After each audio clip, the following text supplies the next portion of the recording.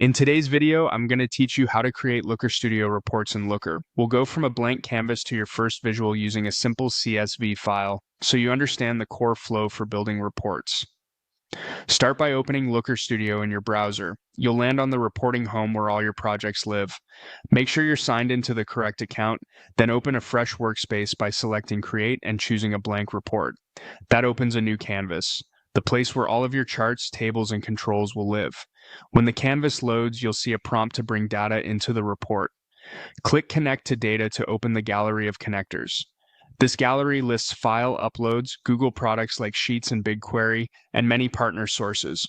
For this walkthrough, we'll keep it simple and select CSV file upload, which is perfect for quick prototypes or static datasets.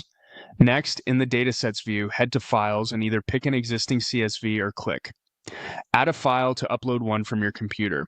Before you upload, a quick tip. Make sure the first row of your CSV contains clear column headers, keep date formats consistent, and avoid extra blank lines.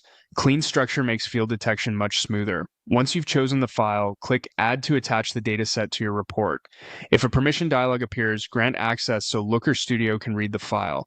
You'll return to the canvas with the data source connected and ready to visualize. Now it's time to build. On the toolbar, click Add a chart to open the chart picker. Choose the option that best fits your data.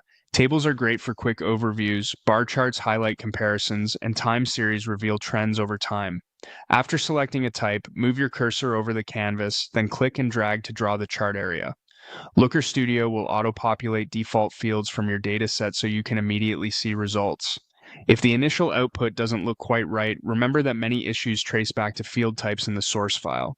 Using descriptive headers and consistent numeric and date formats helps Looker Studio interpret your data accurately from the start.